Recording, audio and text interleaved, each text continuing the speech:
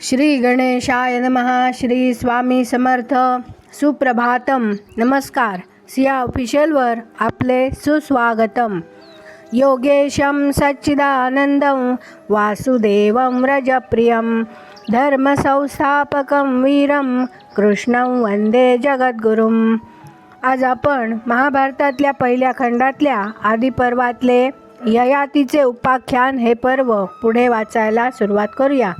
काल आपण ययातीची गोष्ट वाचताना ययातीचे वार्धक्य आता परत घ्यायची वेळ झालेली आहे असं आपण वाचत होतो आणि ययातीने आपल्या पुत्र पुरू याला आपले वार्धक्य परत दे असे सांगितले आणि त्यावर आता पुढे काय घडते हे आता आपण वाचूया.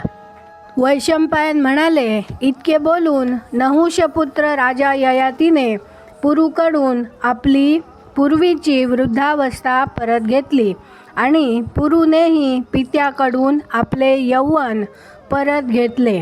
लगेच ययातीने आपल्या कनिष्ठ पुत्राला म्हणजेच पुरूला राज्याचा अभिषेक करण्याचा संकल्प केला. ययातीचा हा निर्धार कळल्याबरोबर ब्राह्मण श्रेष्ठांनी आणि इतर वर्णामधील प्रतिष्ठित पुरुषांनी राजाला विचारले, राजा, शुक्राचार्यांचा नातू आणि देवयानीचा पुत्र यदू हा तुझा ज्येष्ठ पुत्र आहे.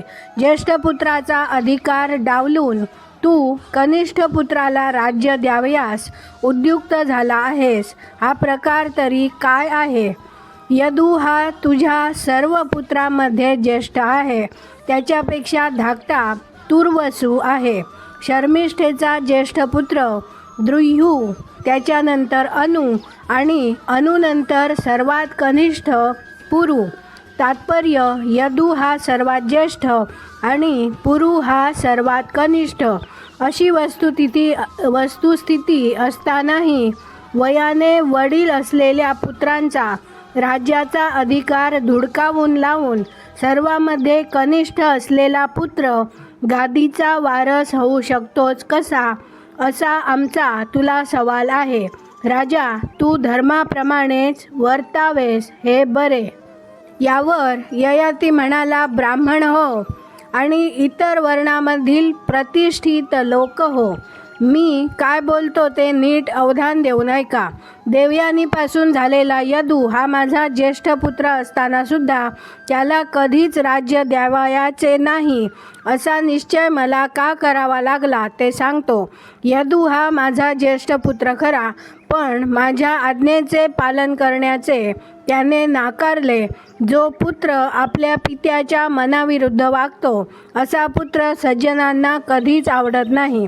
जो पुत्र आपल्या मातेची व पित्याची आज्ञा पाळतो, माता पित्यांच्या हिताला नित्य जपतो आणि त्यांना सुख कसे लागेल याची दक्षता घेतो, तोच खरा पुत्र. आपल्या माता पित्याशी पुत्राने जसे वागावे लागते तसाच जो वागतो तोच खरा पुत्र. यदूने माझ्या आज्ञेची अवहेलना केली, तशीच तुर्वसूनेही केली आणि द्रुह्यूनेही केली व अनुने तर पुन्हा पुन्हा माझा उपमर्द केला. एका पुरूने मात्र मी जे त्याला सांगितले ते अगदी आदराने व नम्रपणे ऐकून घेतले. इतकेच नव्हे तर माझ्या आज्ञेप्रमाणे तो प्रत्यक्ष वागला सुद्धा. माझ्या म्हणण्याचा मान राखून ज्याने माझे वार्धक्य स्वीकारले आणि माझी इच्छा पूर्ण केली, तो जरी माझा कनिष्ठ पुत्र असला तरी तोच माझा खरा वारस होय. अखेर पुरू हाच माझा खराखुरा मित्र ठरला. आणखी एक गोष्ट सांगतो, माझा जो पुत्र माझ्या मर्जीप्रमाणे वागेल तोच तुझ्या पश्चात राजा होईल असे स्वतः शुक्राचार्यच मला म्हणाले होते. या साऱ्या गोष्टी नीट ध्यानात घ्या आणि पुरूला राज्याचा अभिषेक करण्याच्या माझ्या इच्छेला आपण सर्व मान द्या. एवढेच मागणे मी आपणा सर्वांजवळ मागत आहे. प्रजाजन म्हणाले, जो पुत्र सर्व गुणसंपन्न आहे आणि मातापित्यांचे हित करण्याविषयी जो नित्य तत्पर आहे, तो सर्वांमध्ये कनिष्ठ असला तरी तोच श्रेष्ठ आहे आणि तोच सर्व कल्याणकारक गोष्टींचे निदान होण्यास सर्वथैव पात्र आहे.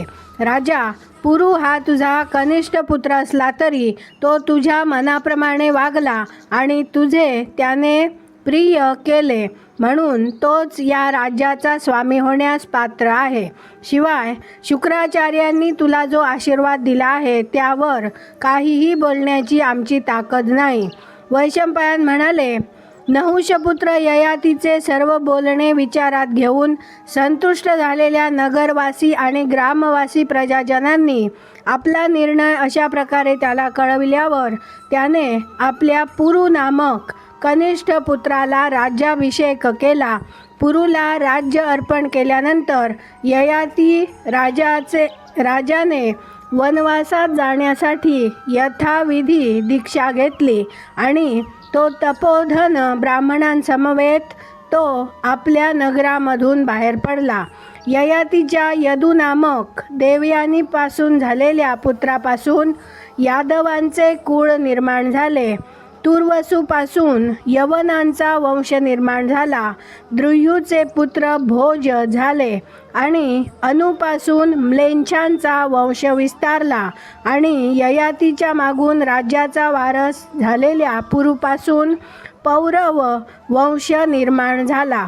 राजा जन्मेजया, याच पौरव वंशामध्ये तुझा जन्म झाला आहे आणि हा पौरव वंश हजारो वर्षेपर्यंत हे राज्य चालविण्यास समर्थ आहे.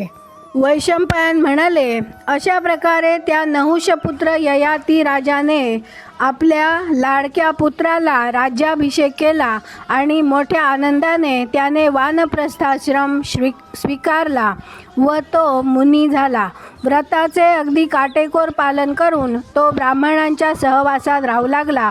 कंदमुळे आणि फळे एवढाच त्याचा आहार असे. इंद्रिय निग्रह करण्यात त्याला यश मिळाले आणि शेवटी तो या मर्त्यलोकातून स्वर्गाला गेला. तो स्वर्गाला गेला खरा, पण तो स्वर्गामध्ये सुखाने राहिल्यावर इंद्राने त्याला तेथून भ्रष्ट केला. स्वर्गातून च्युत झालेला तो ययाती खाली पडू लागला, परंतु पृथ्वीवर येऊन मात्र तो पोहोचला नाही. तो तसाच अंतरिक्षामध्ये अधांतरी लोंबकळत राहिला असे परंपरेने आमच्या ऐकिवाद आहे. अंतरिक्षामध्ये ययातीला वसुमान, अष्टक, प्रतर्दन आणि शिबी हे त्याचे नातू म्हणजे त्याच्या कन्येचे पुत्र भेटले. ते त्याच्या समोर आले आणि त्यानंतर तो पराक्रमी ययाती राजा अंतरिक्षातून खाली पृथ्वीवर न येता पुन्हा स्वर्गातच गेला असेही आम्ही ऐकले आहे. आज आपण इथे थांबूया. माझ्या सिया ऑफिशियलला सबस्क्राईब केले नसेल तर कृपया आत्ताच सबस्क्राईब करा आणि दररोज महाभारत कथा ऐकण्याचा आनंद अवश्य घ्या. बाजूच्या बेलवर क्लिक करून लाईक करायला विसरू नका. शेअर करा, कमेंट करा आणि कमेंटमध्ये राधे राधे लिहायला विसरू नका. धन्यवाद. जय श्री कृष्ण.